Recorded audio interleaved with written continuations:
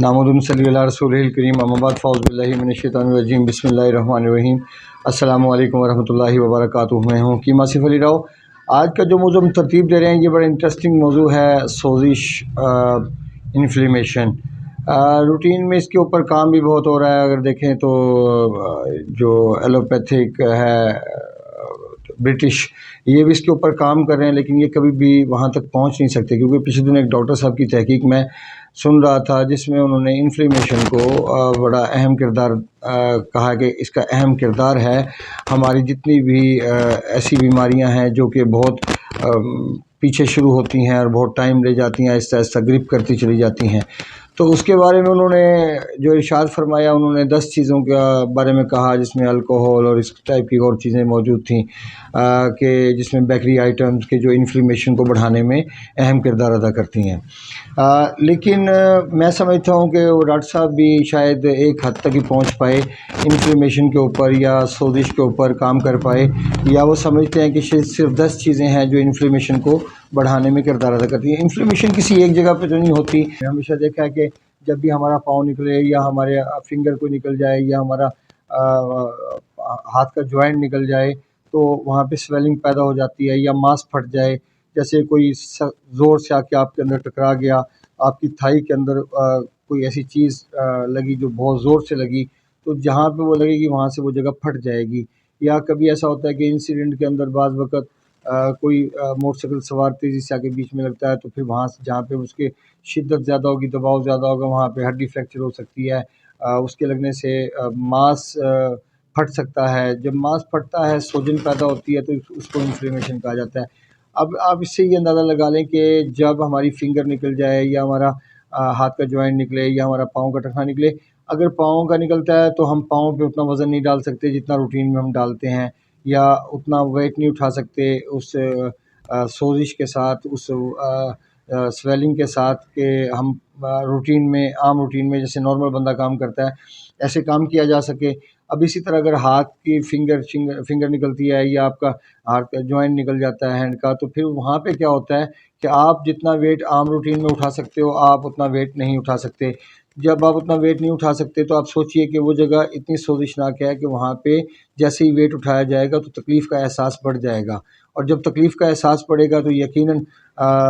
درد کی شدت بڑھ جائے گی اور پرابلم میں اضافہ ہوگا۔ اسی طرح جب انفلیمیشن اندر ٹیشوز کے اندر پیدا ہوتی ہے تو اس کی وجہ بھی دباؤ ہوتا ہے، سکیڈ ہوتا ہے، وہاں پہ شدت ہوتی ہے، اجتماع ہوتا ہے وہاں پہ بلڈ کی سرکولیشن کا، جس کی وجہ سے وہاں پہ اب اس کی ایک اور مثال لیں کہ انفلیمیشن کے پیدا ہونے کی جو وجہ ایک اور بنتی ہے وہ یہ بھی بنتی ہے کہ مسلسل اپنی باڈی کو ایک ہی جیسی چیزوں کا استعمال کرواتے جانا، یا مسلسل ایک جیسا آئل تیار کرتے جانا، مسلسل ایک جیسا بلڈ تیار کرتے جانا۔ تو جب بلڈ اپنی ایک مخصوص حالت میں پہنچے گا تو پھر وہاں پہ وہ سویلنگ پیدا کرنا شروع کر دے گا جس ٹیشوز کے اوپر اس کا دباؤ ہے۔ جیسے اگزامپل دیتے ہیں، ہم روٹین میں زیادہ چیزیں کھاتے ہیں، چاول، آلو، گوبھی، بینگن، مٹر، اروی، چنے کی دال، ماش کی دال، بڑے کا گوشت، اور پھر مچھلی، یا پھر ہم ٹماٹر، چائے، اور یہ ساری چیزوں کا استعمال کرتے ہیں۔ اب یہ ساری ایک ہی کیٹیگری میں کھڑی ہیں۔ جیسے ہی آپ ان چیزوں کا مسلسل ایک جیسی چیزوں کا استعمال کرتے جائیں گے تو وہاں پہ انفلیمیشن کا ہونا کوئی بہت بڑی بات نہیں ہے، کوئی روٹین کی ایک چیز سمجھ لیں تو زیادہ مناسب ہوگا، کیونکہ بڑی بات تب کہیں کہ جب اس چیز کی سمجھ میں نہ آ رہی ہے، جب سمجھ میں آ رہی ہے تو پھر وہ تو ایک روٹین کی چیز ہو گئی۔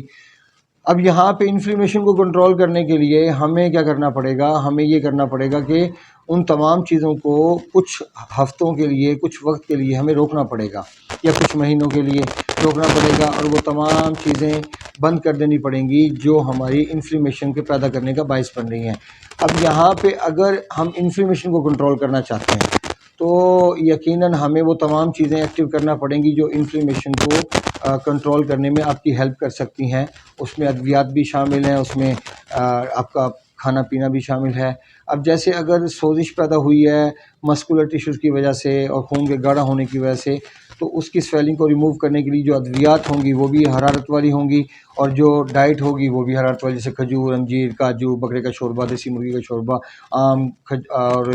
خربوزہ، گرما، پپیتا، یہ سب چیزیں استعمال ہوں گی، شہد ٹائپ چیز استعمال ہوگی۔ اب اگر انفلیمیشن پیدا ہوتی ہے حرارت کی وجہ سے تو پھر ہمیں ایسی چیزیں چاہیے کہ جن میں رطوبات ہو، ایسی ادویات چاہیے جن میں رطوبات ہو، اور اگر انفلیمیشن پیدا ہوتی ہے ٹھنڈک کی وجہ سے تو ہمیں ایسی چیزوں کی ضرورت ہوگی کہ جو آپ کے جسم میں پانی باڈی کے پانی کو ڈرائی کرنے میں اہم کردار ادا کریں، جیسے کریلے، جیسے بھنے ہوئے چنے، جیسے چھوارے، جیسے ہری بہڑا آملہ وغیرہ، یا جیسے مالٹا، سیب، جامن، پھل، آلو بخارا، یا مچھلی، یا بڑے کا گوشت، اس ٹائپ کی چیزیں ہمیں چاہیے ہوں گی، کیونکہ جو رطوبات کی وجہ سے انفلیمیشن ہوئی اس انفلیمیشن کو کنٹرول کرنے کے لیے یہ چیزیں استعمال ہوں گی، کیونکہ رطوبات کا تعلق انسان کے نروس سسٹم کے ساتھ ہے، اور نروس سسٹم میں جب سوزش پیدا ہوتی ہے تو وہ رطوبات کی زیادتی کی وجہ سے پیدا ہوتی ہے، اور یہاں پہ ہمیں مسکولر سسٹم کو ایکٹیو کرنا ہے، دل گرم ہوگا، پانی ڈرائی ہوگا، دل گرم ہونا شروع ہو جائے گا، تو جسم میں حرارت بڑھنا شروع ہو جائے گی، تو یہ چیز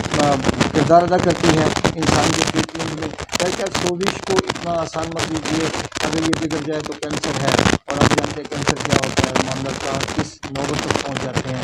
کیا مشکل کوئی نہیں ہوتا، لیکن خدارہ آپ لوگ بس اتنا سمجھ لیجیے کہ صرف ڈائٹ پلان سے ہم چیزوں کو بہتر نہیں کر سکتے، ڈائٹ پلان سے انرجی، وہ ہماری انرجی ہے، وہ ہمارا پیٹرول ہے، لیکن اگر انجن میں گڑبڑ ہے تو ہمیں انجن کے فالٹ کو دور کرنا ہوگا، تبھی ہم